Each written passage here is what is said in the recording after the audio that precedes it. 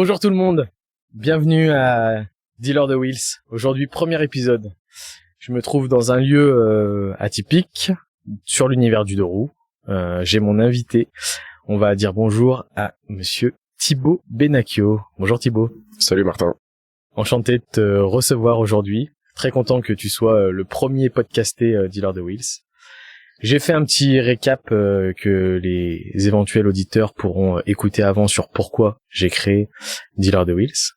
Donc aujourd'hui, on va pouvoir partager ton univers du deux roues, personnel et professionnel, parce que toi, tu es sur les deux volets. Et pour commencer, je vais te laisser te présenter à nos auditeurs. Je m'appelle Thibaut Benacchio.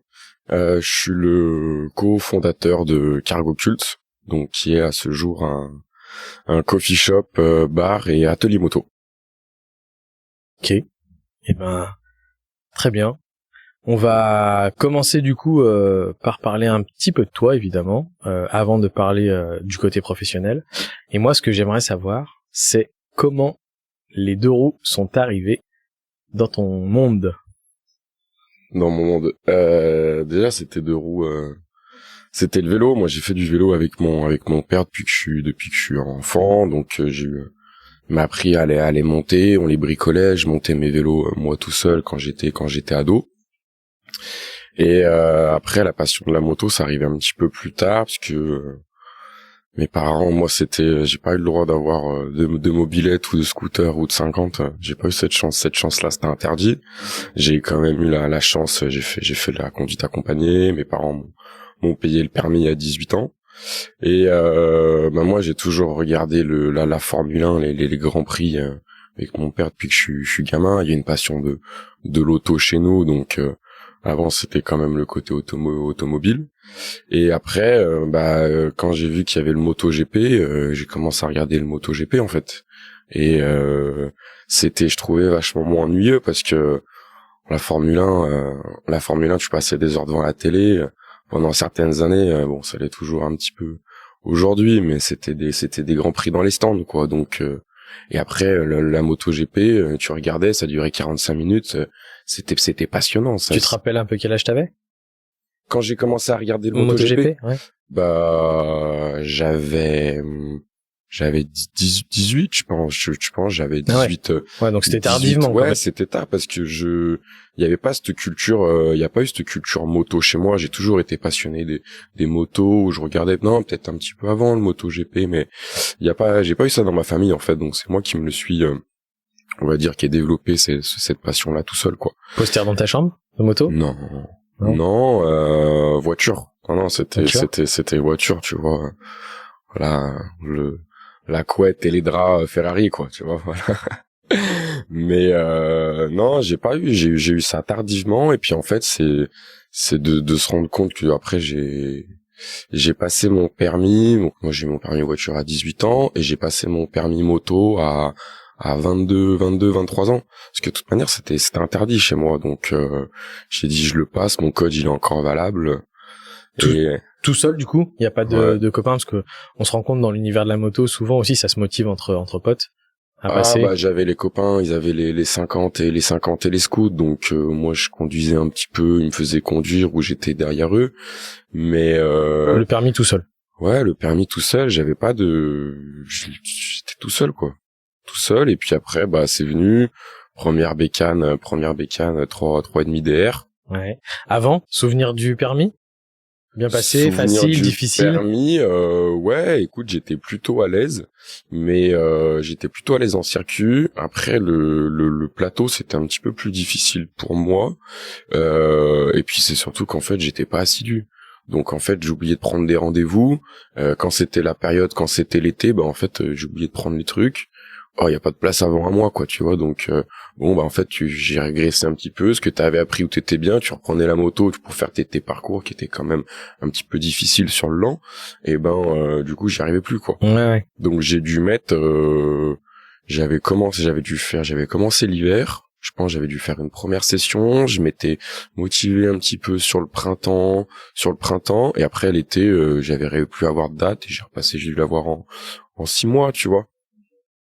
Et non, un permis moto, dès que je l'ai eu, première personne que j'ai appelée, c'est ma mère, quoi, tu vois. Alors que j'étais interdit à la maison de moto et qu'elle le voulait pas, elle m'a dit, ok, c'est super, c'est bien.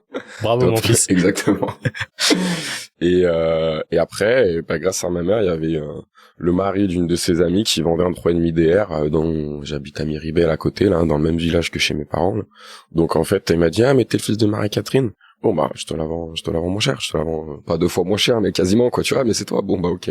Deal. Exactement. Donc, première moto, ouais, 3,5 DR. Ok.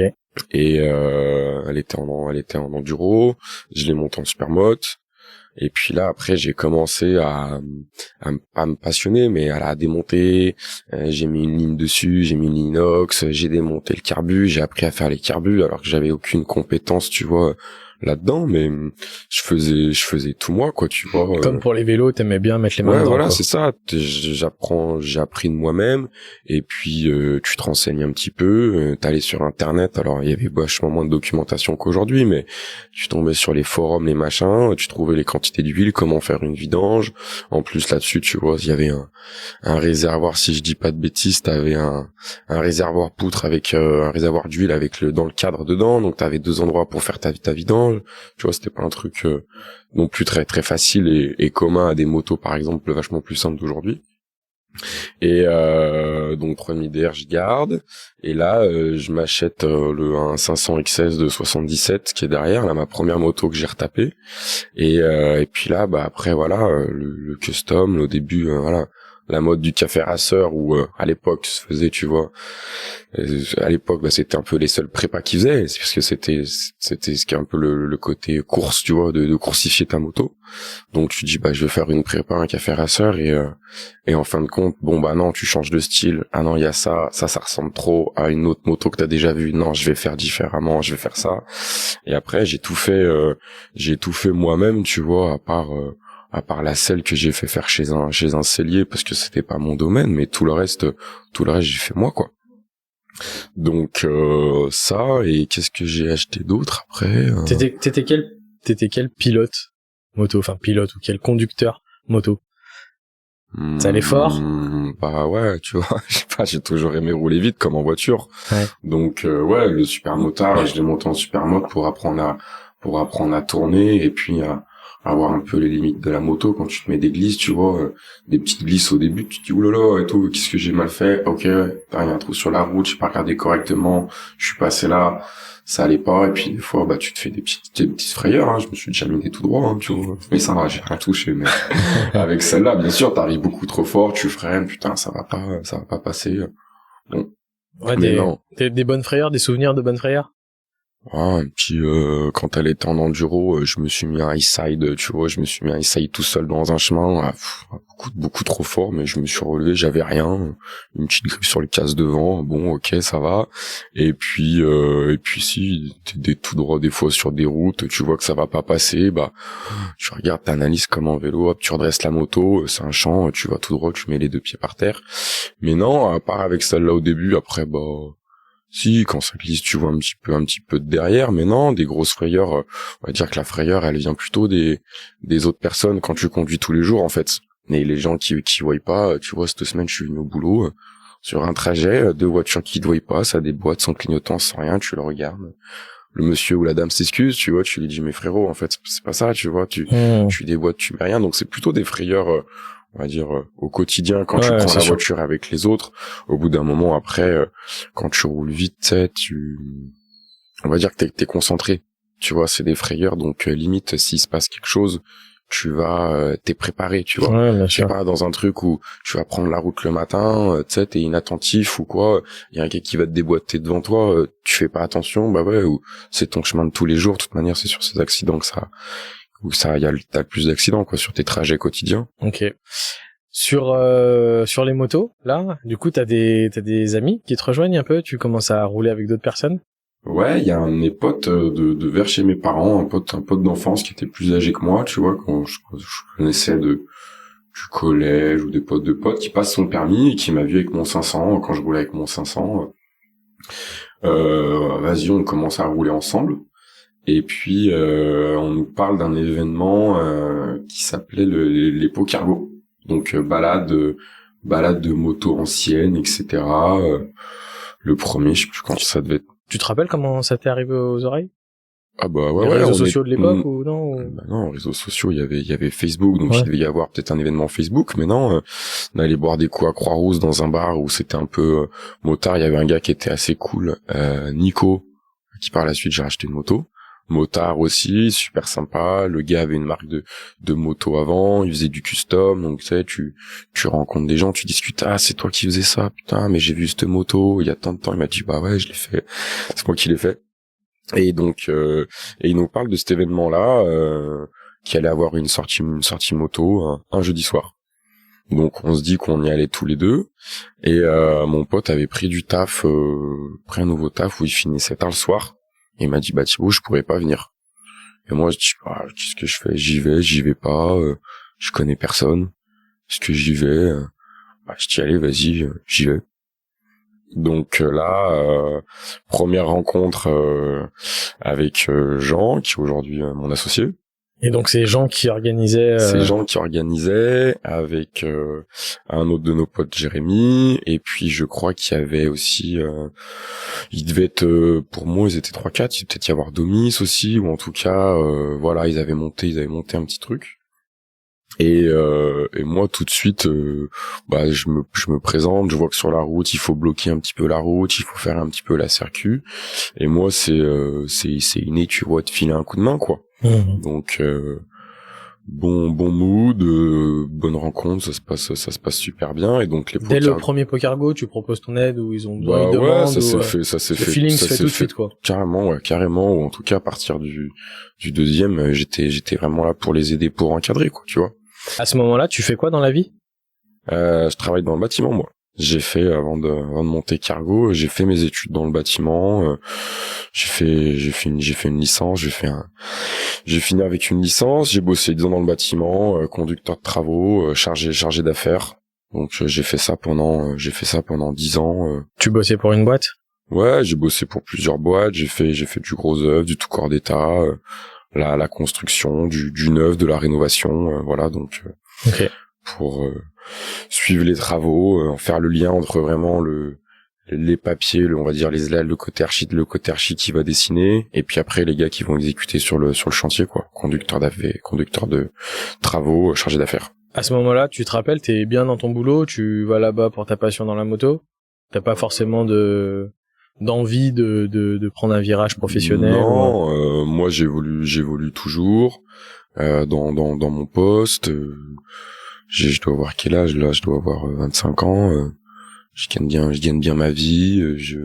Ça me plaît ce que je fais vraiment, tu vois, tous les jours. Donc la moto, c'est à côté, c'est vraiment une passion quoi. Je fais ça le week-end, le soir. Mais j'ai encore jamais dit qu'on allait monter quelque chose où j'allais être entrepreneur un jour. Si, je m'étais dit dans le bâtiment, je m'étais dit que au début, quand c'était le tout début, qu'un jour j'aurais ma boîte dans le bâtiment. Après, j'ai vraiment bossé dans le bâtiment. J'ai dit que je voulais pas une boîte dans le bâtiment. Et je m'étais toujours dit, ou ce qui m'aurait fait plaisir, tu vois, quand j'étais plus jeune, parce que j'aime bien les restos, etc. Et je me suis dit, si un jour je réussis ma vie, j'aimerais bien ouvrir un restaurant. Mais ça, je me dis ça, tu vois, depuis que je suis gamin, tu vois, depuis que je suis adolescent, et que mes parents aiment bien se faire des bonnes tables, tu vois. Donc puis c'est intriguant, je trouve que c'est passionnant ce monde-là. Ouais. Donc à part ça, en disant ça en étant jeune, je m'étais jamais dit que j'allais ouvrir ce qu'il y a aujourd'hui avec Cargo quoi. Ok. Donc on revient au premier Pokergo. Du coup donc tu rencontres Jean. 2014. 2014. Ok. Tu les aides un peu. Ouais. Et après bah on enchaîne, je me mets un petit peu dans l'orga pour les aider sur la route. Donc les Pokergo en fait on donne un point de départ. Donc généralement les points de départ peuvent être un petit peu les mêmes parce que c'est pour que ça soit un petit peu plus accessible pour les accès, pour qu'on puisse sortir de la ville. Et en fait, on va dans un endroit qui change à chaque fois. Et donc on est soit dans une auberge, dans un restaurant, au bord d'un lac avec un food truck. Et en fait, on fait une balade moto qu'il y a que nous les organisateurs qui connaissons. Et donc on emmène les gens à droite à gauche. Et le but, c'est vraiment d'échanger, de boire un coup, de manger un morceau tous ensemble et de discuter moto, quoi. Ok. Peu importe, discuter de ce que tu veux, mais généralement, Ouais. tu te retrouves avec des gars, voilà, Ta bécane, elle est belle. Exactement, ça passe déjà un petit peu de temps sur le parking, quoi, tu vois. Déjà, tu regardes, tu vois les trucs, oh là, il y a ça, c'est cool. Ouais. Donc non, c'est vraiment bonne ambiance et c'est after work, tu vois, donc les gens, c'est là, t'es là pour te détendre, c'est un jeudi par mois, et puis il y a tout de suite un engouement qui se passe où ça prend au début, je sais pas, on devait peut-être être 20, 25, faut demander à Jean, mais voilà, 20, 30, 40, 50, ça monte, et il y a une fois on est monté, le rythme de croisière c'était 60, 70 après, et il y a une fois on est monté, on était 130. Là c'était un petit peu compliqué, et on a réduit un peu les inscriptions, voilà, au début c'était inscription, après on est passé sur l'inscription gratuite, c'était événement Facebook, hein, tu sais, il y avait pas beaucoup de il y avait pas de réseau, il y avait pas trop de réseau. Là celui où t'as rencontré Jean, c'était le premier que Jean, ouais, c'était le numéro 1. C'était le numéro 1. OK. Et du coup sur ceux d'après tout de suite tu prends part au truc, enfin vous du coup vous faites comment, vous devenez amis, vous parlez, on échange sur Messenger, sur Facebook, et puis j'aide un peu dans l'orga, surtout pour les tracés, donc en fait parce que les gars quand ils se pointent, les personnes viennent, avant on a trouvé le lieu, on a fait une reconnaissance, on a fait un itinéraire qui peut être sympa, donc il y a quand même un petit peu de boulot déjà, tu vois, en amont, et donc à partir du peut-être pas du deuxième, mais si, je les ai peut-être aidés à partir du deuxième, et puis d'après, on a fait les routes ensemble, on a fait les itinéraires, trouvé les routes sympas, et voilà, et donc Jean il est parti après en voyage, donc il est parti un an et demi, et c'est là où moi je me suis un petit peu plus investi, où j'ai pris un petit peu plus parti. Voilà, pour faire ce que je faisais avant, hein, trouver les lieux, trouver les routes sympas, voilà. Et lui, donc, il était à l'étranger, et il continuait de nous faire les visuels. On était toujours en contact pour assurer le bon déroulement du truc, quoi. Voilà. Et donc aujourd'hui, on en est, je crois que le dernier qu'on a fait, c'était au mois de juillet. On en a fait un après qu'on était allé on doit être au 26, 27, je pense. Voilà. Donc. Et tu disais, à un moment, il y a eu même surengouement, du coup. Ah ouais, mais cette manière, c'était. Parce que vous l'avez un peu lancé sans. C'était des événements Facebook. Ouais, mais ce que je veux dire, vous aviez quand même cadré les choses, ou c'était. Tu sais comment est née l'idée dans la tête de Jean? Non, c'était de. Ouais, rencontre avec Jérémy, se rencontrer au permis moto, et c'était de réunir, de faire des balades moto avec des motos, voilà, c'est parce que c'est vrai que je l'ai pas précisé, mais c'est motos atypiques, tu vois, atypiques, on va dire, de caractère. Donc c'était de réunir des personnes avec des motos un petit peu stylées, un petit peu cool, que tu vois pas forcément tous les jours ou sur la route. Voilà, et c'est réservé un petit peu à ce genre de moto, quoi. OK. Donc ça peut être des motos récentes, mais généralement c'est des motos un petit peu anciennes, ou voilà. Donc et là on s'était retrouvés, c'était des événements Facebook.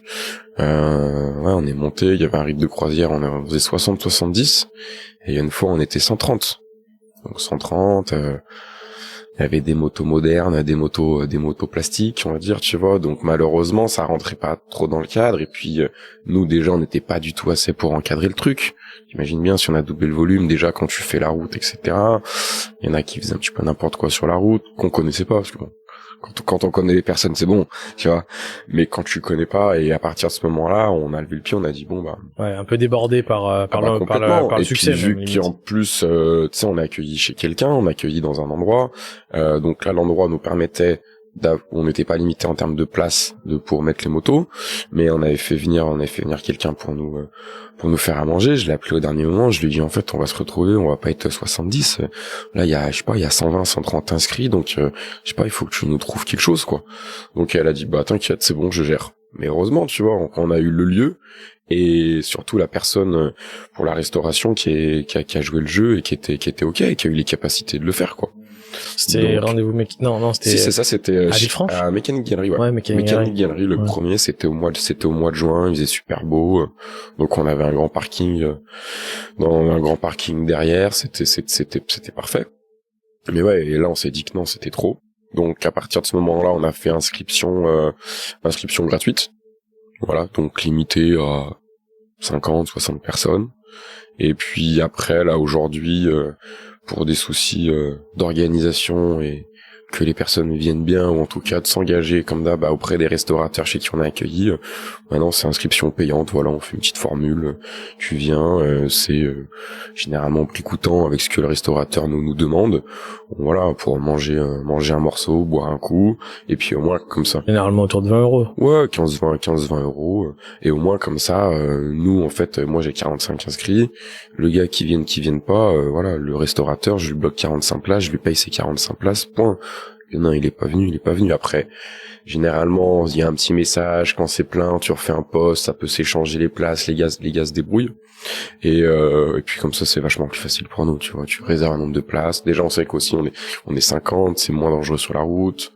Donc voilà. Et puis on fait ça. De toute manière, la période, c'est en gros de avril jusqu'à septembre. Quand on fait ça une fois par mois.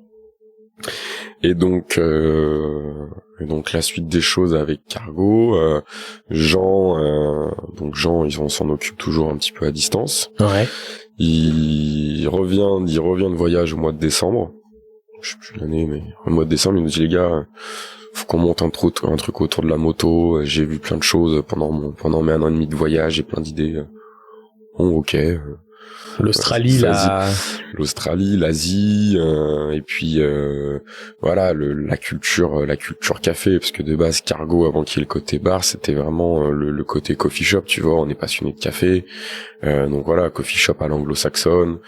Voilà, là, c'est le culture qu'il y a aux États-Unis, en Australie. Voilà, tout le monde a sur le takeaway, tout le monde a son gobelet avec son café, quoi. Voilà, donc on fait ça, on a dit faut qu'on mêle le café et la moto. Donc là, Jean rentre d'Australie, toi t'es encore salarié. Moi, je suis en poste, ouais, je bosse dans le bâtiment. On a dit qu'on faisait ça. Et du coup, vous êtes au démarrage, vous êtes combien? On est 3-4. Il y a Jérémy avec nous, et puis il y a un copain de Jean qui s'appelle Guillaume, qui est pendant cette période-là au chômage, et lui il travaille dans la finance. Et donc il nous dit les gars, je vous fais le business plan. Moi samedi, ça me plaît de toute manière. Voilà, en ce moment j'ai rien à faire. Il est motard aussi? Non, c'est un pote de Jean de l'école. C'est un copain lui de l'école que moi je connaissais pas avant. Donc je connaissais Jérémy des Pro Cargo, je connaissais Jérémy et Jean. Et donc voilà, ils nous filent la main, on se rencontre. La partie chiffres et tu prends Excel et puis on invente des choses, tu vois. En vrai, c'est vrai que c'est un peu ça, parce que c'est différent de monter quelque chose qui peut déjà exister dans son pays ou d'importer quelque chose, un concept qu'il n'y a pas forcément. On part un peu d'une feuille blanche, quoi. Enfin, vous partez un peu d'une feuille blanche. Coffee shop, atelier moto en DIY, en do it yourself, pour que les gens viennent bricoler eux-mêmes leur moto. Donc là, on s'en est Donc ça, c'est le concept de base de Cargo. Ça, c'est ce que vous décidez ensemble en discutant. Ouais. Alors de base, il y avait, avant qu'on monte ici, on voulait faire aussi autre chose.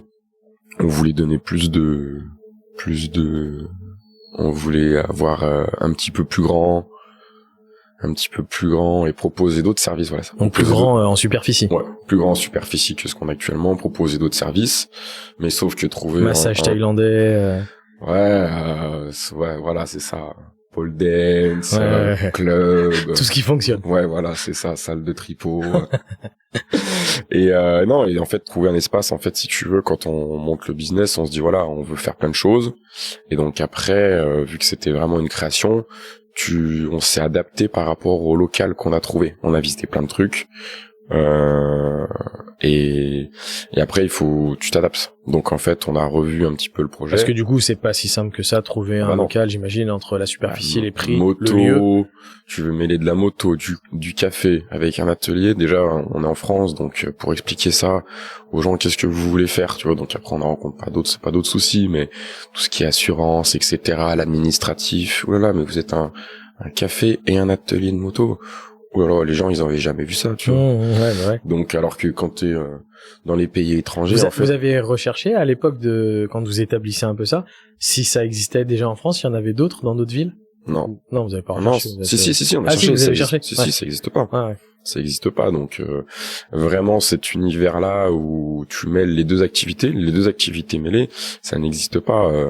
Il y a, si tu veux, il y avait Bike Shed en Angleterre, mais t'as pas vraiment, donc ça c'est cette culture moto autour d'un café où ils font les événements, ils s'occupent du DGR, etc. Il pouvait y avoir des garagistes qui avaient une machine à café dans leur garage, quoi. Possible. Mais peut-être, tu sais, les garagistes, tu sais, ils payaient pas forcément le café, quoi. Tu vois, quand tu vas voir un garagiste, quand tu vas voir un garagiste, il a pas envie que tu lui laisses ta moto, généralement. Tu vois, c'est pas les personnes les plus avenantes. Ok. Mais, ouais, donc précurseur là-dessus. Bah ouais, si, il y avait un vrai garage qui avait un pont, à Toulouse, je crois, qui mettait à disposition un pont pour que les gens viennent eux-mêmes, un petit peu encadrés. Mais il y a pas cette culture, voilà, il y a pas le côté café, coffee shop qui est à côté, quoi. Donc non, on se renseigne déjà un petit peu, on adapte en fonction du local qu'on trouve, donc ici. Et puis après, bah voilà, on fait, on met des lignes, on met des chiffres. Tu vas voir la banque. Difficile. Difficile d'inventer, tu vois, pas d'inventer, mais d'essayer de se projeter et de donner quelque chose, et c'est une image réelle, tu vois, de ce qui peut vraiment se passer. Et après on a été assez bien encadré parce que pour aller à la banque, on a rencontré quelqu'un de super, un courtier. Et en fait, il a compris complètement notre business. C'était un ancien banquier qui s'était mis à son compte là-dessus. Jeune, tu vois, comme nous. Et puis nous, on avait 30 piges. Tu sais, tu montes un business, tu vas avoir des banquiers pour leur expliquer correctement. C'est pas forcément le plus simple. Et donc... On part sur des concepts nouveaux. Ah bah ouais. Eux, ils aiment les choses établies, ils aiment pouvoir vérifier les chiffres, ils aiment pouvoir... Tu fais un restaurant, tu vois ce que je veux dire. Tu dis, il y a tant de personnes qui viennent le midi, mais qu'est-ce que vous allez faire comme bouffe? Tac, tac, tac, ok, on prend un modèle sur un autre restaurant, on sait. Donc, non, on est passé par un courtier. Et grâce à lui, on a trouvé la banque, on a trouvé les fonds, on a fait une proposition commerciale qui a été acceptée pour prendre le local. Et puis après, bah tac, tac, tac, on affiné. On a affiné avec lui... Et après, démarrage de l'aventure en septembre 2018. Septembre 2018. Okay. Donc et puis là le local c'est pas du tout ce que c'était aujourd'hui. C'était un magasin de prêt-à-porter qui était ça fonctionnait pas trop. Donc voilà, on a eu des surprises, mais on s'est un petit peu adapté avec ce qu'on a trouvé un petit peu au dernier moment. Et puis après on a tout cassé, on a refait. Moi j'ai fait venir mes copains dans le bâtiment avec qui que je vois toujours et avec qui j'étais à l'école, et je leur dis voilà les gars, on part d'une feuille blanche, là on a tout cassé, il y a un plateau, on met les contraintes de ce qu'il faut faire et puis voilà, on trouve des solutions ensemble. Donc on a fait un peu les archis nous, tu vois, mais bon après voilà, c'est pas non plus très compliqué. Ouais. On n'avait pas non plus mille choses à mettre, mais voilà, vraie réunion de travail avec les copains du bâtiment. Et puis après travaux, on a fait quand même pas mal nous. On s'est fait un petit peu aider pour le gros œuvre, pour les gros trucs, mais voilà, la mezzanine, copain de la moto de Nancy que j'ai rencontré au bord d'une piste de flat track, à discuter qu'on était sur un projet. Je lui ai dit bah peut-être que j'allais faire une mezzanine. Il m'a dit bah écoute, si ça te dit, moi je viens de te la faire. Voilà, tu sais les connexions quoi. Et puis le réseau grâce à la moto. Tu vois, ouais, vous allez voir ça, bah trop bien. Moi, tu vois, il me dit, mais moi, je suis chaud de participer à un concept pareil, quoi. Mmh. Donc voilà, travaux, 4 mois, et puis on ouvre fin janvier 2019. Voilà. Donc là, ça a fait 4 ans. Donc là, on ouvre que vraiment le côté café, l'atelier, on n'a encore pas tous les outils, on a les ponts, etc. Mais ça arrive un petit peu au compte-gouttes. Et donc, je crois qu'on est vraiment équipé sur le printemps 2019, quoi. Voilà. Vous faites comment pour vous faites marcher votre réseau aussi pour toute la partie que ce soit atelier et tout, parce qu'au final, vous aviez, que ce soit sur la partie café, coffee, shop ou sur la partie moto, ça faisait pas vraiment partie de votre réseau. Non, c'était nouveau. Ouais. C'est de la découverte surtout, quoi. Exactement, les connexions, le café, on a rencontré quelqu'un de top avec qui on bosse toujours, Ekel, qui est notre torréfacteur. Première rencontre, voilà, ça se passe super bien. Et puis aujourd'hui, voilà, c'est plus qu'un collègue de travail, c'est un pote, quoi, tu vois.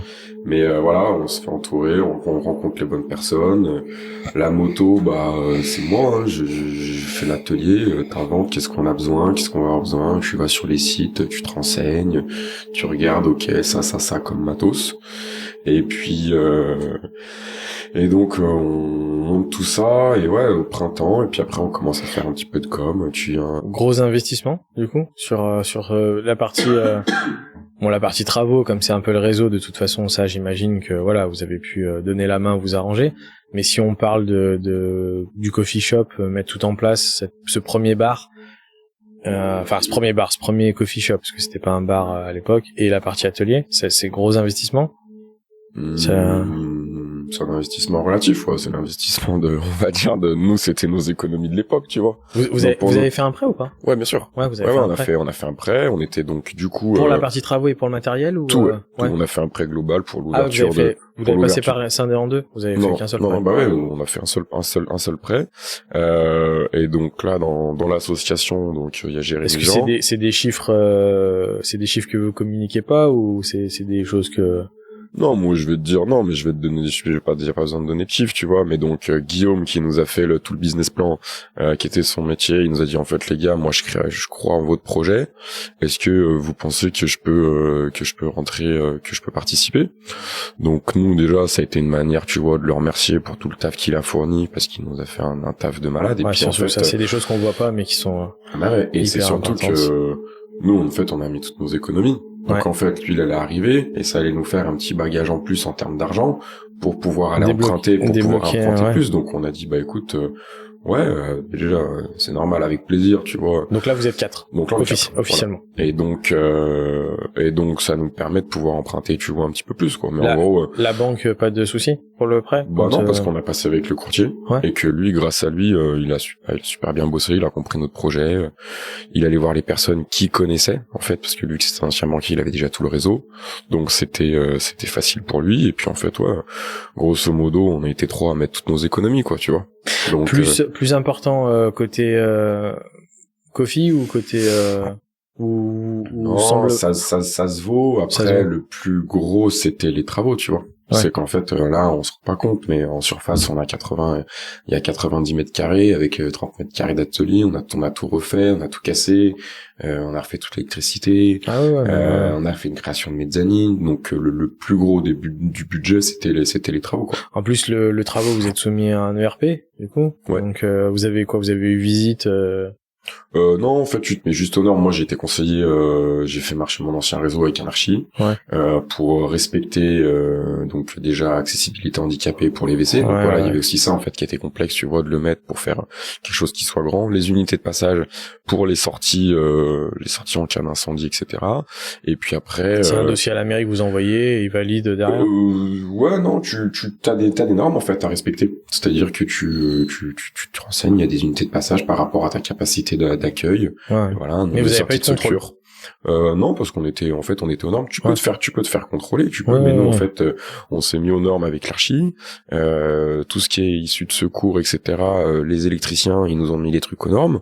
En fait, avec tous les documents que tu as, tu peux te faire contrôler ou tu peux te faire aider. Mais, nous, on avait, tu vois, ce que je veux dire, c'est que dans le processus de création, il y a pas, tu peux faire passer les pompiers, ouais. Ouais. Mais bon, tu fais une commission de sécurité, et après, on est un magasin, tu vois. Moi, par expérience, je les ai pas appelés pour leur dire de venir, tu vois, parce que je savais qu'ils allaient retrouver quelque chose. Bien qu'on soit tout aux normes, ça te coûte de l'argent, t'as une procédure, après, voilà, t'as une mise en demeure parce que il va te manquer de prise, ou t'as mis une prise à 50 cm d'un évier, tu viens dire, bah oui, mais c'est bon, c'est moi qui travaille, tu vois. Donc, je vais pas jeter de l'eau dans les prises, quoi. Donc, voilà, non, on s'est mis aux normes avec moi les connexions que j'avais, les archis, et puis après on faisant bosser les pros, tu leur dis voilà, ça va être un ERP, bon bah voilà, il faut un bouton d'urgence, les BAES pour les sorties, on a fait passer un gars pour la sécurité incendie, donc les extincteurs, etc., comme les pompiers, tous les plans, et en fait on est aux normes, quoi. Tu vois, le gars, c'est suivi, c'est cadré, on a un registre journal, voilà. Ok. Et du coup, là vous ouvrez. Donc on a dit septembre 2018. Septembre, on avait les clés. Septembre, on a eu les clés. On a ouvert en janvier 2019. Ouais. Janvier 2019. Ok. Janvier 2019. L'atelier s'est mis en place au printemps 2019. Donc là, Ouais. il commence à y avoir un petit peu de monde. On fait un petit peu de com. Là, vous êtes que 3 opérationnels sur place, du coup. Ouais, c'est ça. Et puis en fait, c'est pareil, tu vois, là dans le business plan, on s'est dit que ça suffit, il fallait une personne et demie pour travailler, mais en fait pas du tout, tu vois. Il fallait bien plus.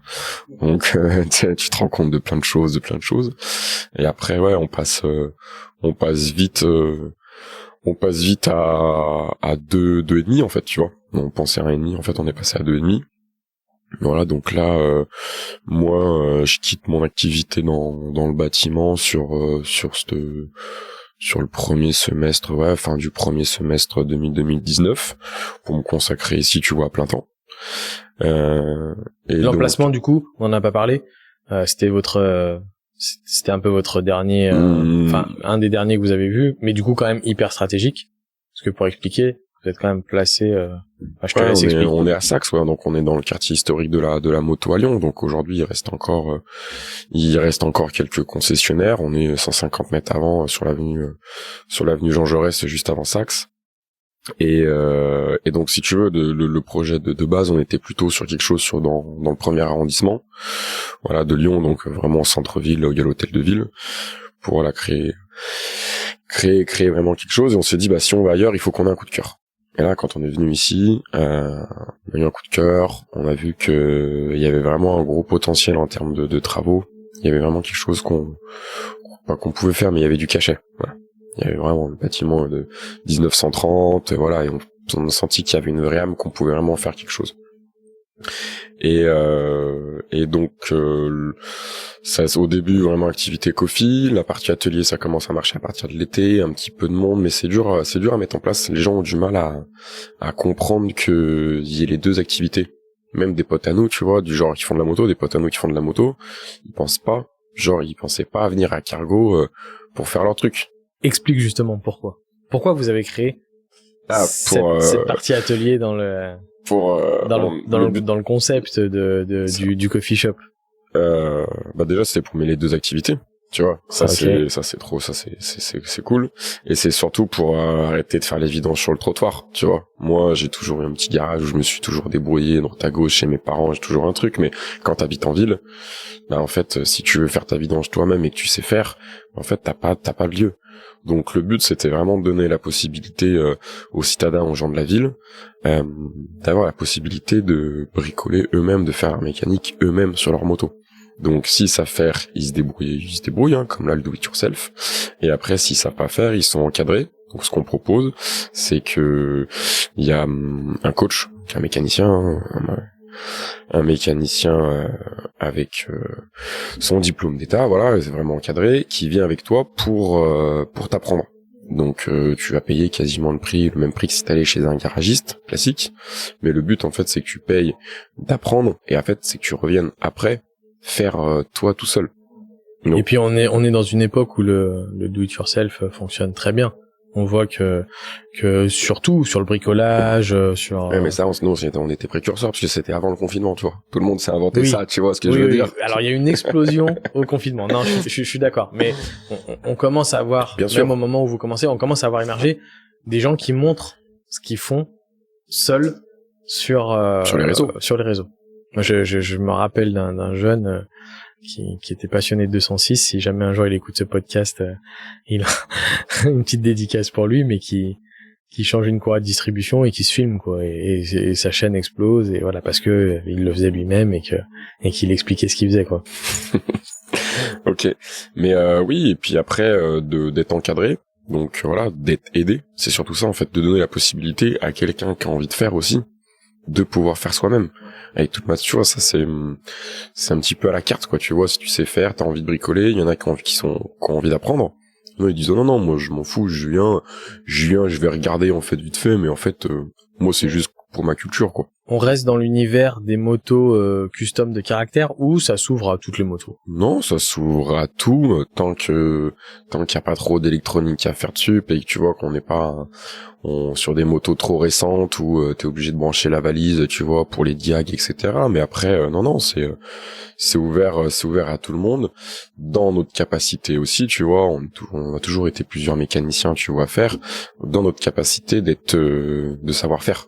C'est-à-dire qu'il faut pas aujourd'hui, tu vois, ce qui est important, c'est tout le monde sait faire. Tu sais, dans la vie, tout le monde sait faire. Sauf qu'en fin de compte, des fois, tu te rends compte que c'est pas très bien fait. Donc, c'est très important, tu vois, de dire... Tout le monde sait faire, mais mal faire. Exactement. Donc, des fois, il y en a, ils viennent, alors ça nous arrive, tu vois, pas souvent, mais des fois, t'as des demandes pour faire des trucs. Ah bah non, en fait, on fait pas, ou après, on a arrêté, au début, on faisait les pneus, après, on a arrêté de faire les pneus, tu vois, on s'embêtait, on a une machine manuelle.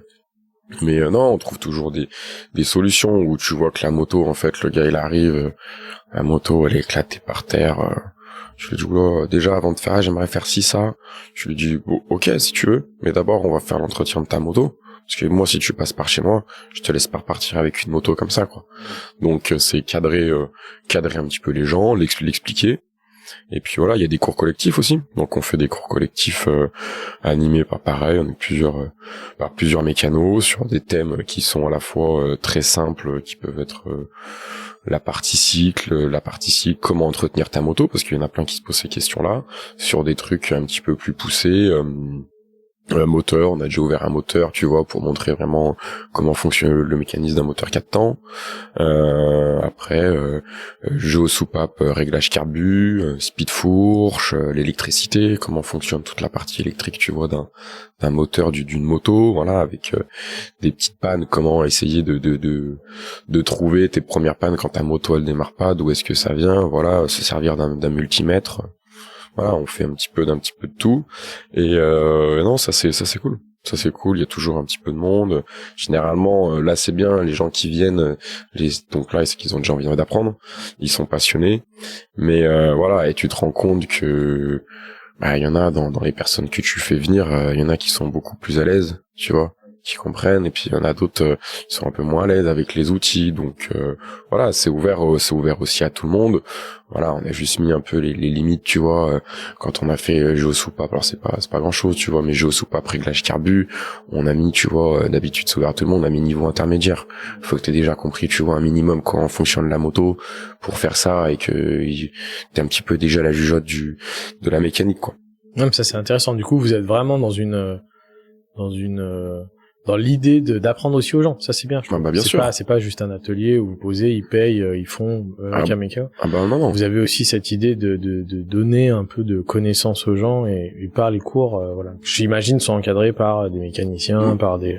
Bah ouais, on prépare le truc, on amène les motos, on fait des cours, tu vois, on a fait des listes, tu bosses avec celui qui va animer le cours, voilà, ça serait bien de voir ça, on fait des fiches process, tu vois, ah bah ouais, ok, j'ai cette idée, on pourrait faire ça. Trop bien. Et puis après, ouais, le partage, en fait. Et généralement, les gens aiment bien.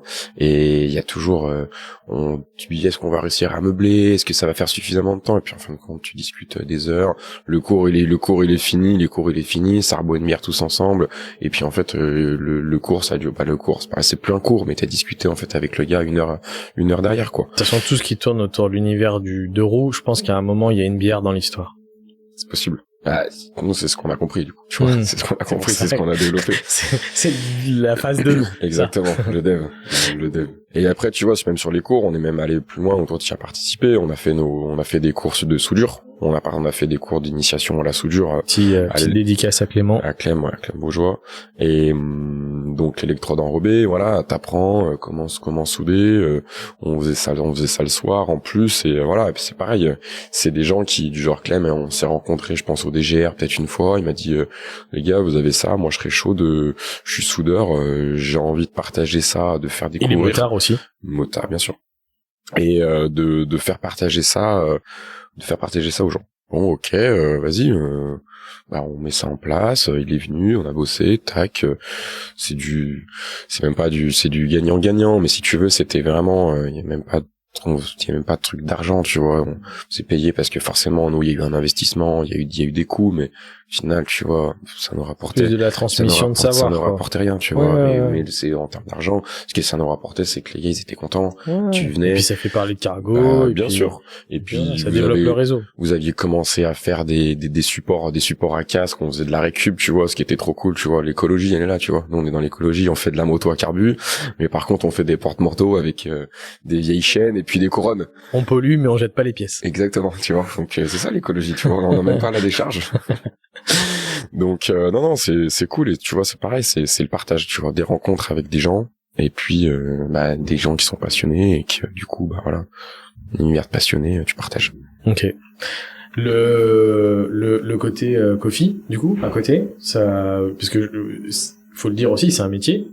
Ouais, ça c'est un métier. Je pense pas que avoir appris à gérer un chantier non, ça t'as appris à gérer une machine et un bar. Non, mais après formation café avec notre torréfacteur. Donc avec notre torréfacteur, on fait une formation café, mais au total, tu vois, on a été 3, donc Jérémy, Jean et moi. Au total, on a dû faire un jour et quelques de formation. On va dire vraiment, tu vois. Puis après, t'apprends sur le tas. Autodidacte. Ouais, t'achètes. Il y a des super bouquins, tu vois. T'achètes des bouquins, tu le prends, il est sur ta table de nuit, puis en fait, tu lis, hein. Tu lis, tu regardes, tu dis ah ouais ok j'ai compris ça, t'as des infos qui sont hyper importantes, tu les as lues une fois, après tu les connais, tu vois. Et puis après t'apprends, tu fais des mousses de lait, comment on sert les cafés, dans quelle tasse on met, ah ouais ok de l'orga.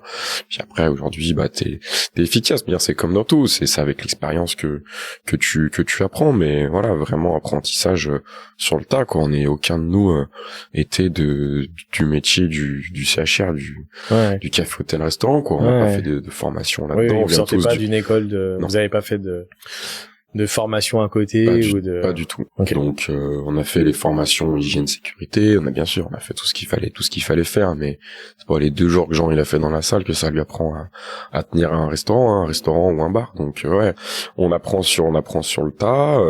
L'atelier est juste à côté. Au début il y a un petit peu de monde, mais on ouvre beaucoup, tu vois, on ouvre le matin, je crois on ouvre à 8h avant, donc tu vois à 8h des fois t'arrivais personne. Après bon voilà, t'attends, tu fais d'autres trucs. Tu ranges, tu nettoies. Voilà, ouais, t'es là, tu te documentes sur le café, tu te fais des cafés, tu règles ta machine. Et puis après voilà, tu t'adaptes aussi par rapport au quartier, de quand est-ce que les gens ils viennent, quand est-ce qu'il y a de l'affluence. Ouais voilà, donc on s'adapte et puis en fait on se rend compte que le matin à 8h ici, il y a personne, tu vois. On fait pas de café avant 9h du matin, donc après tu vois on a décalé l'ouverture. Puis après aujourd'hui on fait 10h 23h avec la nouvelle activité du lundi au samedi. Avant on faisait comme les concessionnaires avec la moto, on fermait le lundi, donc on ouvrait du mardi au dimanche, tu vois. Et donc là c'était cool, on avait le week-end après ça a commencé à bien marcher. Donc le samedi, le dimanche parce que notamment il y a pas grand-chose qui est ouvert dans le coin. Donc quand on ouvrait les dimanches, ça fonctionnait bien. Ça, on mettait le MotoGP, tu vois, tac, après trop projecteur, MotoGP, petite pub Facebook, et puis du coup les gens disent ah mais c'est trop bien, attends, je bois un café, machin, je bois un coup, MotoGP, parce qu'il y a personne, tu vois, qui fait ça. Ouais. Donc un truc ouvert le dimanche. Donc on fait ça et on jusqu'à le réseau, le bouche à oreille, les réseaux sociaux, ça suffit à vous implanter dans le quartier, après, à faire parler de vous, à attirer du monde. Après, le côté coffee shop marche aussi, je trouve. Le côté coffee shop marche, et après, donc, il y a les gens de la moto qui viennent un petit peu, ouais, c'est cool, ils viennent, les gens qu'on rencontre au Pocargo, on fait un petit peu notre pub, mais il y a quand même vraiment, quand t'as un commerce, c'est le quartier qui est autour de toi, ça se compte, tu vois, en nombre de pâtés de maison autour, et en fait, c'est les gens d'ici, tu vois, qui te font vivre. Donc oui, il y a les copains de la moto, bien sûr, tu vois, qui viennent, ils regardent le lieu, ah ouais, c'est trop cool, il y en a qui viennent bricoler, tout est trop bien, mais c'est vraiment centré avec les personnes d'ici, quoi. Voilà. Et donc on bosse jusqu'au Covid, parce qu'on prend quand même un petit Covid. La fameuse. Après un an d'activité où ça commençait à bien se passer, donc on commençait, tu vois, à prendre nos marques. Après un soir. À ce moment-là, Covid, vous êtes, j'imagine, pas encore rentable, si. Enfin, vous rémunérez pas encore. Moi, j'étais au chômage. Okay. Donc moi j'ai quitté mon activité, donc moi j'ai eu le droit, j'étais jamais au chômage, j'ai eu droit à mes 2 ans de chômage à venir bosser là. Et Jean, on a commencé à le payer un petit peu avant, tu vois, un petit salaire. Mais non, mais au début, de toute manière, t'as pas de thunes, hein. Emprunter, tu fais les travaux, tu faut payer les factures. Au début, le prêt, le loyer. Tu gagnes pas de thunes, quoi. Ouais. Puis tu vois, il y a des trucs où tu savais pas. Vous avez eu un moment de doute entre le démarrage et le Covid, ou tout de suite vous sentez quand même qu'il y a quand même une habitude chez des gens qui se crée, et du coup vous Non, parce qu'on propose des trucs cool, et tu vois, tous les retours qu'il y a, c'est que les gens, quand ils passent la porte de Cargo, ah ouais, putain, c'est joli, l'atmosphère est agréable, il y a du bon café. Guillaume qui gère c'est Guillaume, hein, qui gère les chiffres. Il y a pas un moment où il vous dit, les gars, Non, mais de toute manière, on n'avait pas de thunes, tu vois, au début. Donc le loyer, on devait payer en 3 mois d'avance. Donc là, il y a quand même un loyer qui est un peu important. Au début, on n'avait pas les capacités, tu vois, de payer 3 mois. Et puis, donc c'est des négociations, tu vois. Tu vas voir la banque. Après, il y avait des histoires de TVA, tu vois. Nous, c'était notre première boîte. Je vais mettre la faute sur personne, tu vois. On est les premiers responsables, mais il y a des trucs qu'on peut pas tout savoir. Et notre ancien cabinet comptable, notre comptable, je suis désolé, hein, mais il nous a pas trop aidé, quoi, tu vois. On était jeunes, c'était notre première boîte, tu vois. T'as besoin d'être un petit peu encadré et tu fais confiance aux gens, tu vois, ou en tout cas, tu leur laisses ta confiance. Puis généralement, tu le payes, le comptable, en plus. Oui, on nous donne de l'argent, ouais, bien sûr. Mais lui, par contre, tu vois, moi, j'ai trouvé, en tout cas, que pour une première boîte, tu vois, il nous a pas trop aidé. Tu vois, on n'a pas été, Bon, c'était pas le bon partenaire. Non.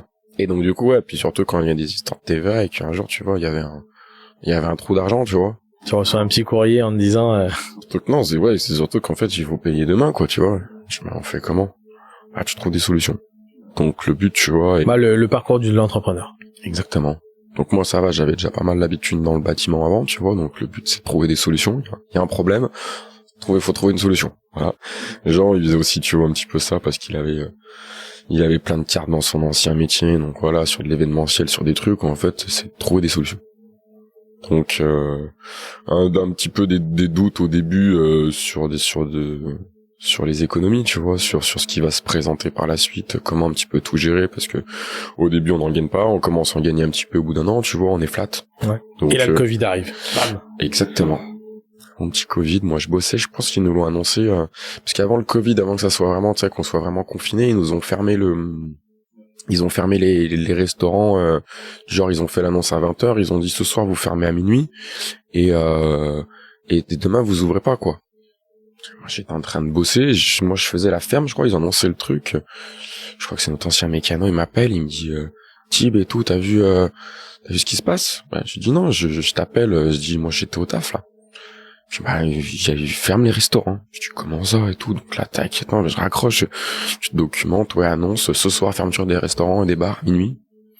Comment ça, tu sais? Et demain, on va pas au travail, tu vois, demain, il y a plus de travail.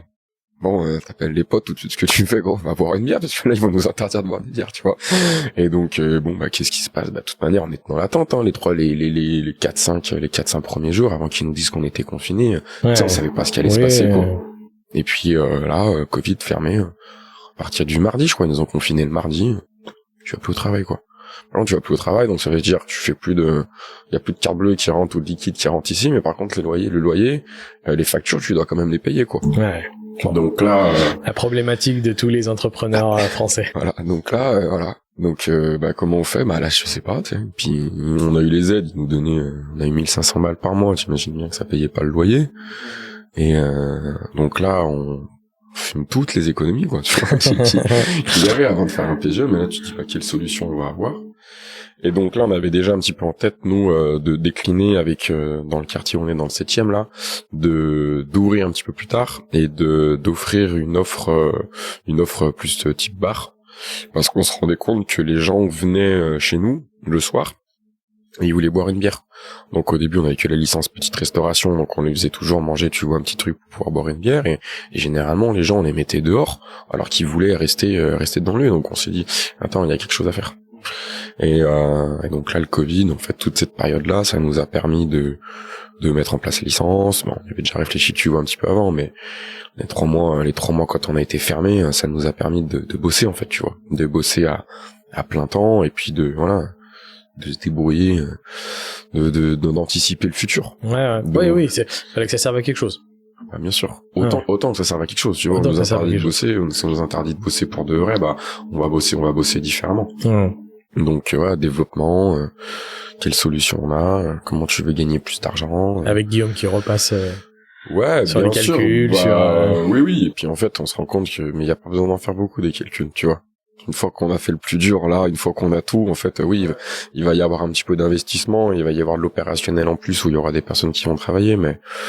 ça, c'est peut-être la partie la plus importante. Trouver du personnel, travailler, faire travailler du personnel, ouais. Trouver du bon personnel.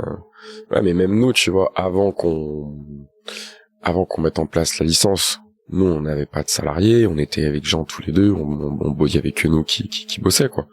Donc, on prenait un petit peu des extras sur les gros rushs, etc. Mais il y avait toujours nous, quoi. Et donc Covid, et on réouvre, donc ils nous ont réouvert une première fois au mois de juillet, je crois, quand on a rebossé. Donc là, on a mis les licences en place. Pendant le Covid, on fait les travaux, on réaménage le bar, on refait tout, on fait en sorte que notre bar, on puisse tirer des bières, se faire un peu de rangement, faire un bar. Donc on réouvre, on met ça en place au mois de juillet 2020. On bosse 3 mois. Et puis là, ils nous referment en mi-octobre après, quoi, le 10 octobre.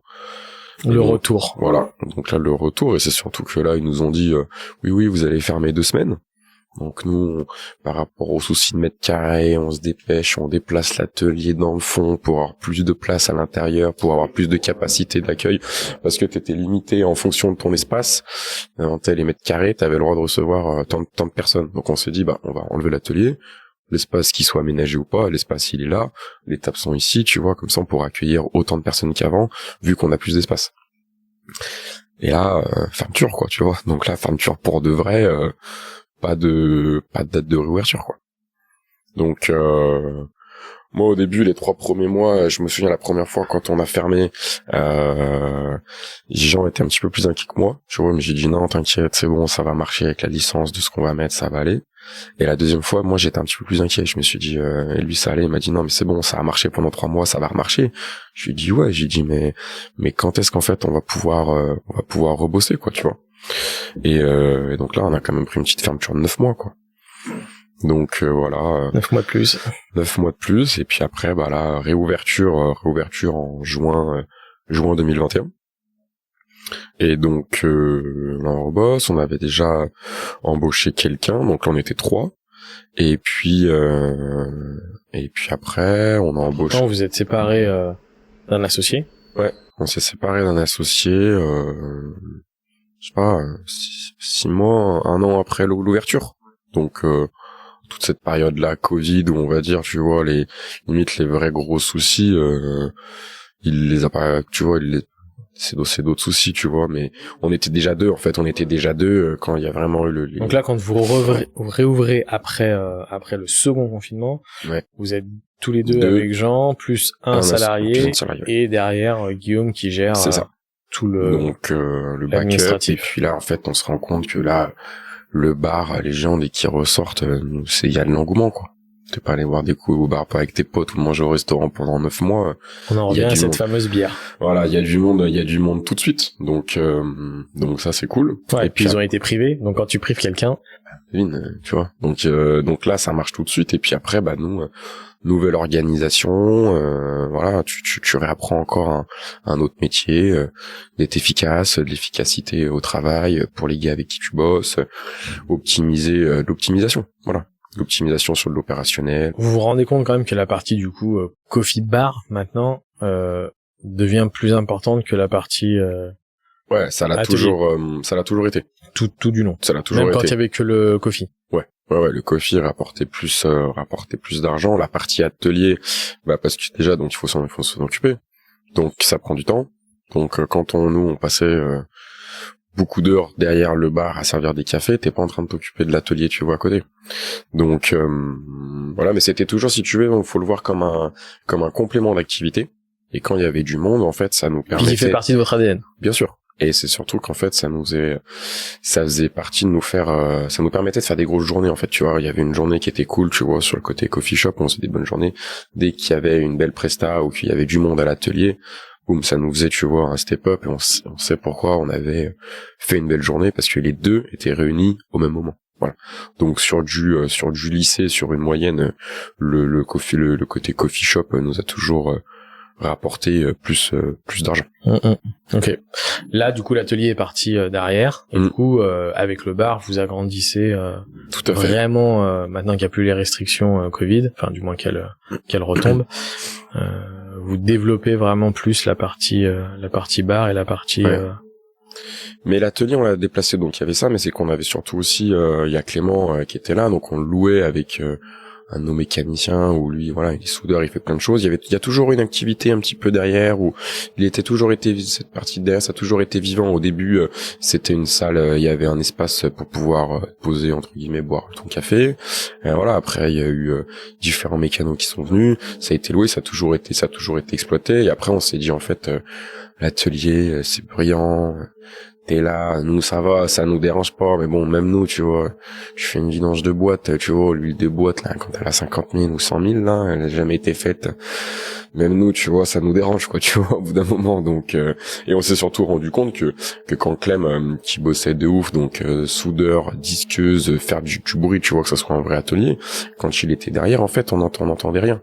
Donc on s'est dit, en fait, on va le mettre derrière. Et puis vous avez, je pense, une clientèle qui vient aussi parce que le lieu est beau, parce que, comme tu disais, ils habitent sûrement dans le quartier et qu'ils ont pas forcément envie de prendre un latte ou boire une bière en sentant l'essence et en entendant les c'est vrai que ça pue, tu vois, ou même quand tu mets des coups de clé choc. Alors des fois, généralement, quand on avait vraiment du bordel à faire, on allait, tu vois, t'allais voir les clients, tu dis, écoute, je suis désolé, on va faire un petit peu de bruit, mais les gens le comprennent totalement et ils savent pourquoi ils sont là aussi. Et c'était en fait, allez-y, en fait, fais ton truc. Il me dit, moi, ça me dérange pas.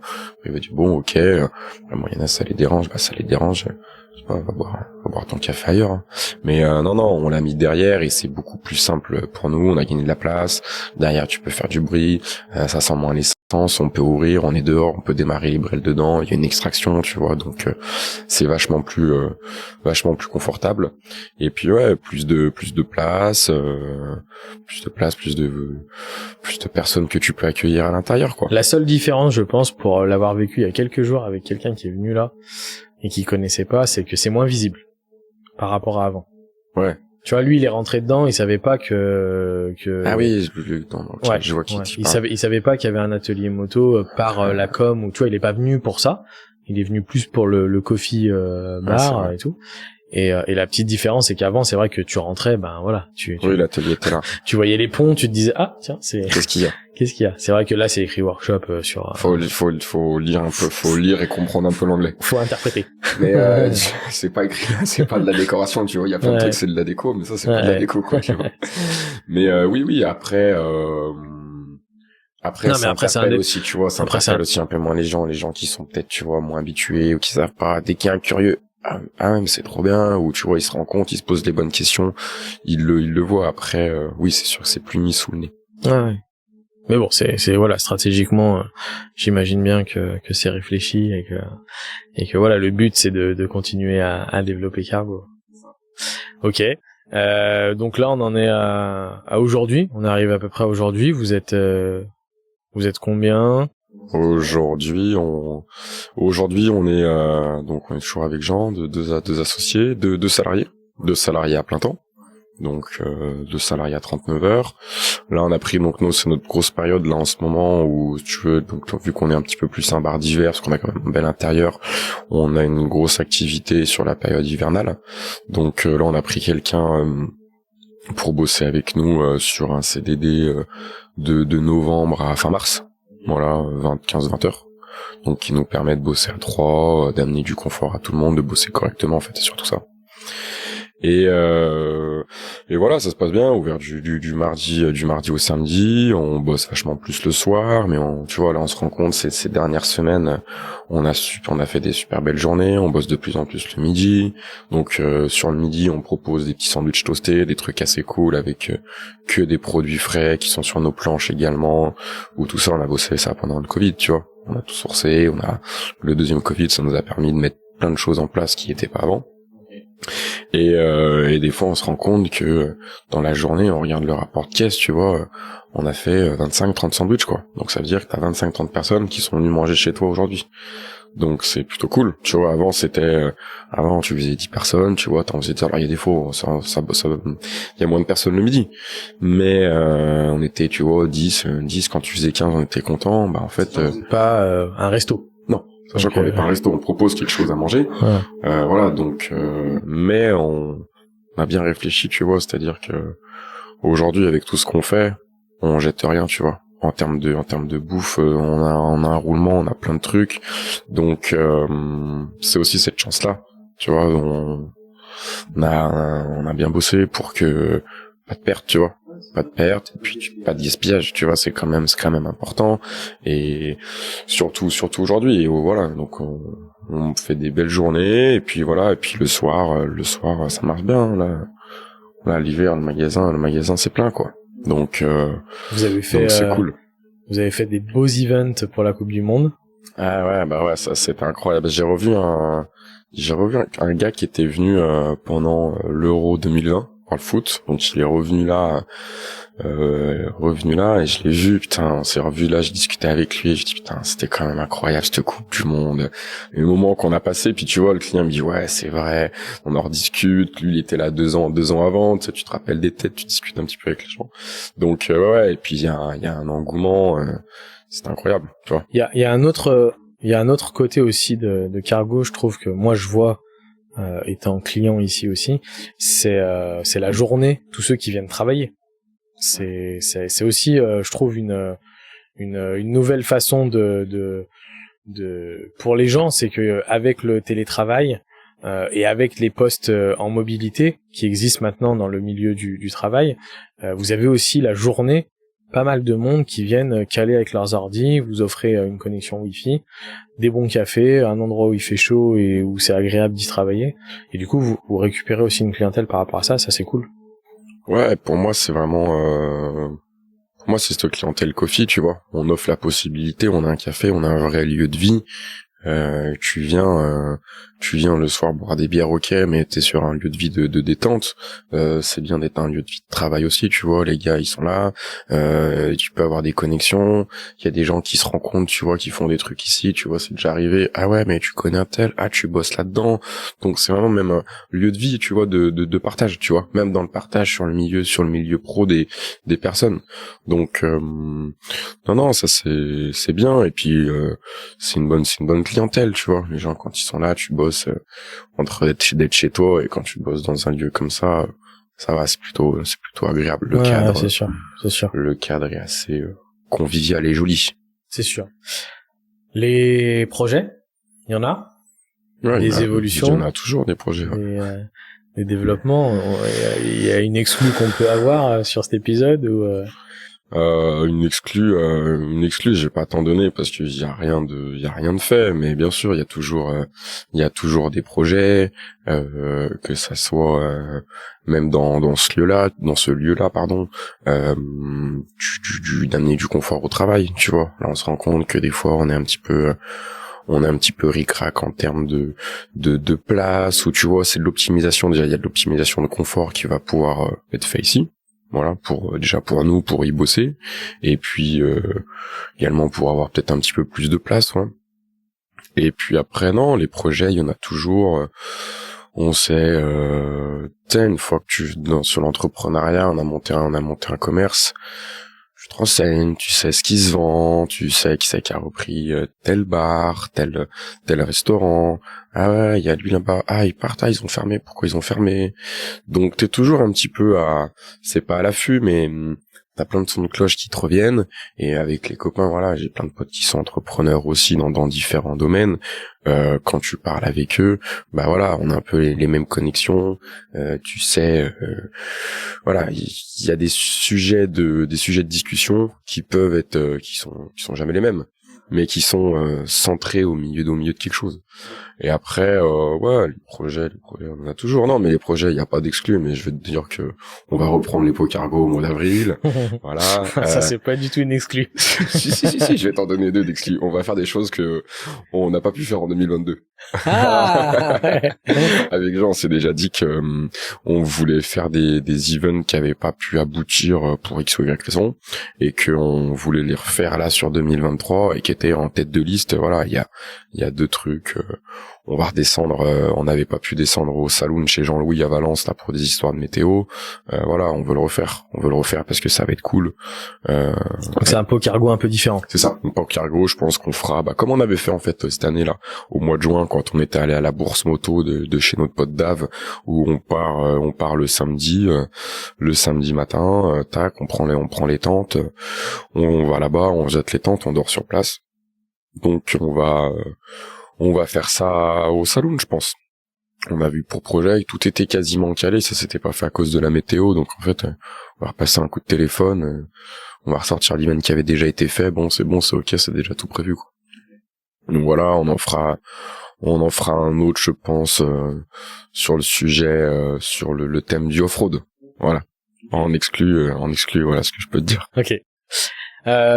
Sur cargo, donc si je reprends, aujourd'hui, pour les personnes de la région, du secteur du 7e arrondissement, mais bon, de tous les arrondissements de Lyon, ou qui passent sur Lyon, vous avez en journée un bar, coffee, petite restauration qui est ouvert de 10h à 23h.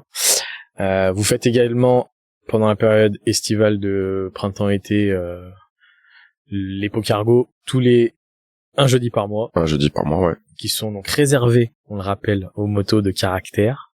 Donc je laisserai à chacun de faire sa propre interprétation ou de vous contacter pour savoir si ça rentre dans les critères. Ou de regarder 2-3 photos, quoi. Ou de regarder, voilà, 2-3 photos. C'est payant, mais du coup ça assure voilà, une participation à un event, une belle balade et un lieu de réception atypique, on va dire, à chaque fois. Vous avez l'atelier dans Pocargo où on peut, je crois, réserver via les réseaux. Il y a une plateforme maintenant en ligne de réservation. Vous pouvez venir soit bricoler, soit prendre des cours. Vous êtes aussi les organisateurs de la DGR, si je dis pas de bêtises. Ouais, tout à fait, du DGR, ouais. En espérant que le DGR reprenne après ces années compliquées. Ouais, on est sur le sujet là, tu vois, on a rebossé dessus la semaine dernière. Je crois que la date est tombée, je l'ai plus en tête, mais je crois qu'ils ont annoncé ça là cette semaine ou depuis début janvier, ils ont donné la date. Donc ouais, on est dessus, donc je pense que ça va être au mois de mai, je pense. Voilà, et puis on a déjà normalement trouvé le lieu. Ok. On a déjà bossé un petit peu. Que tu vas forcément pas me communiquer maintenant. Non, sinon c'est pas drôle. Okay. Tu vois, il y aura un mystère, sinon il est pas drôle. Donc du coup en partenariat, on bosse donc vu que Triomphe ils sont partenaire monde. Hervé de la concession de Lyon aura un petit stand, je crois a priori au salon du 2 roues sur son stand à lui de Triomphe pour le DGR. Voilà, pour déjà un petit peu communiquer là-dessus. Vous serez présent au salon du 2 roues ? Nous, on sera présent, on va dire, en visiteur. En balade? Ouais. On peut vous croiser dans les allées? Oui, on va être là, je pense que on va sûrement y aller le vendredi. De voir un petit peu tout le monde. On l'a fait l'année dernière de cette manière-là, c'était très bien. Il y a 3 ans, ouais, c'est pas avant le Covid, ouais, c'est ça, parce celui avant le Covid, en 2020, février-mars 2020, on avait eu un stand. C'est quand même pas mal de boulot d'avoir un stand au salon du 2 roues. Et malheureusement, quand t'as un stand, tu dois rester dessus. Donc, pour accueillir tout le monde. Donc, t'as pas même le temps d'aller voir, tu vois, d'aller voir un petit peu tout le monde, d'aller passer du temps avec des personnes qui sont là que sur le salon du 2 roues. Donc, voilà, on fait venir, on peut faire une petite soirée ici avec les gens du salon. Je pense que comme il se passera à Cargo, dans le set, là, ça sera aussi bien.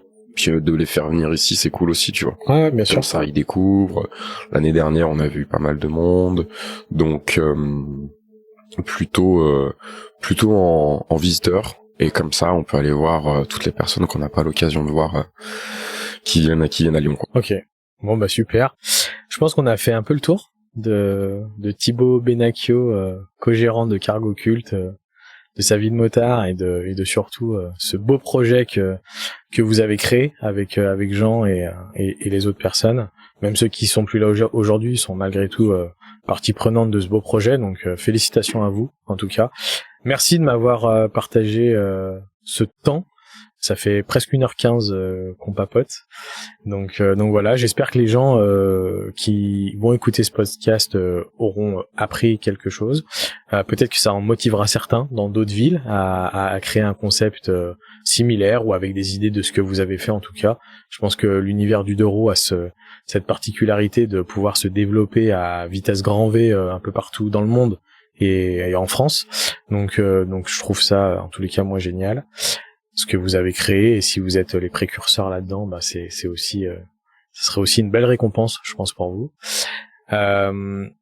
Et puis merci vraiment à toi d'avoir inauguré un peu Dealer de Wheels. Pour moi, c'est une aventure nouvelle. J'espère qu'elle va être enrichissante et très longue.